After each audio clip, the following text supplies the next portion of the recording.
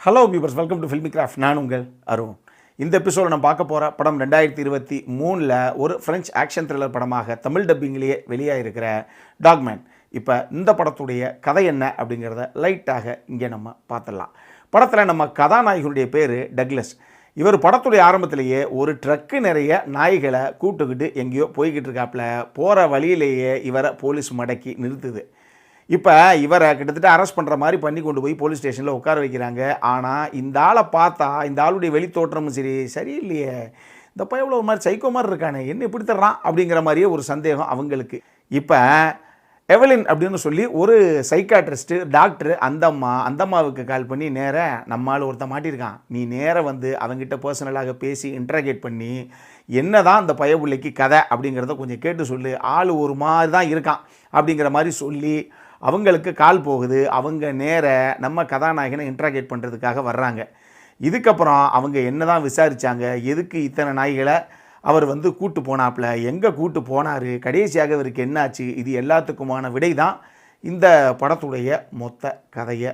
இந்த படத்தை பொறுத்தளவுக்கு மொத்தமாக இந்த படம் நின்னதே கேலப் லாண்ட்ரி ஜோன்ஸ் அவருடைய பெர்ஃபார்மன்ஸில் தான். அவர் தான் படத்துடைய கதாநாயகன்.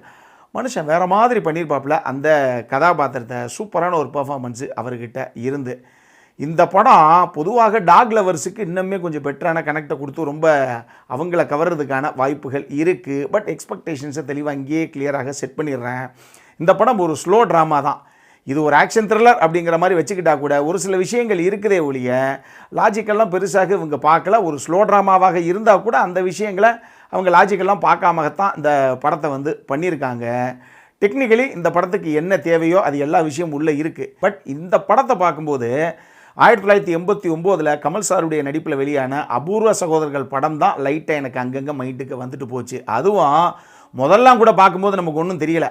ஆனால் இந்த படத்துலையும் கதாநாயகன் ஒரே ஒரு பொண்ணை தான் லவ் பண்ணியிருப்பேன் அப்படின்னு சொல்லுவார். அந்த ஒரு பொண்ணுக்கிட்ட ப்ரப்போஸ் பண்ணலாம் அப்படின்னு போனால் அந்த பொண்ணு இன்னொருத்தனை காமிச்சு இவர் தான் என்னுடைய வருங்கால ஹஸ்பண்ட் அப்படின்னு சொல்லிடும். அந்த சீனை பார்க்கும்போது இது எங்கேயோ அதுக்கு முன்னாடி பார்த்துருக்கமே அப்படின்னு ஒரு ஃபீல். அப்போ தான் நமக்கு அந்த அபூர்வ சகோதரர்களில் வரக்கூடிய அந்த ரிஜிஸ்டர் சீனு கண்ணு முன்னாடி வந்துட்டு போச்சு.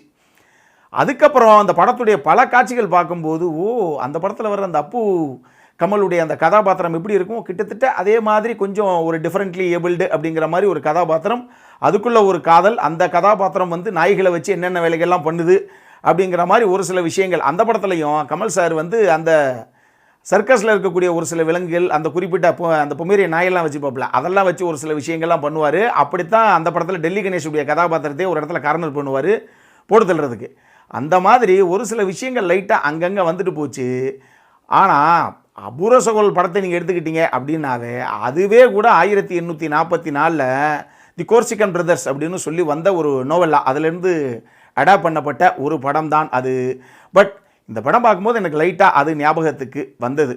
டெக்னிக்கலி இந்த படத்தில் என்ன தேவையோ அது எல்லாமே இருக்குது. ஆனால் என்ன ஒன்று, இவங்க எதையுமே ரொம்ப இன்டென்ஸாக வேறு லெவலில் பண்ணணும் அப்படிங்கிற மாதிரி பண்ணவே இல்லை. போகிற போக்கில் இப்படிப்பட்ட ஒரு நபர், அவருடைய வாழ்க்கையில் வெறும் நாய்கள் மட்டும்தான் அவருடைய வாழ்க்கை, மீதி எல்லாருமே அவரை வந்து ஏமாற்றிட்டு போயிட்டாங்க. அப்படிங்கும்போது அந்த நாய்களை மட்டும் வச்சு அவர் என்ன பண்ணுறாரு அப்படிங்கிற மாதிரி ஒரு கதைக்களமாகத்தான் சித்தரிச்சிருக்காங்க. அடல் கானடை பொறுத்தளவுக்கு இந்த படத்தில் அப்படி எதுவும் இல்லை. இது ஃபேமிலியோடு பார்க்கக்கூடிய ஒரு படம் தான். முக்கியமான மேட்ரு என்ன அப்படின்னா, இந்த படம் தமிழ் டப்பிங்கில் அவைலபிளாக இருக்குது. பொழுது போல் அப்படின்னா ஒரு தடவை தாராளமாக பார்க்கக்கூடிய ஒரு படம் தான் இது. பார்க்கணும் அப்படிங்கிறவங்க பாருங்கள். இதே மாதிரி இன்னொரு வீடியோவோட அடுத்த முறை உங்களை சந்திக்கிற வரைக்கும் இட்ஸ் அருண் சைனிங் ஆஃப்.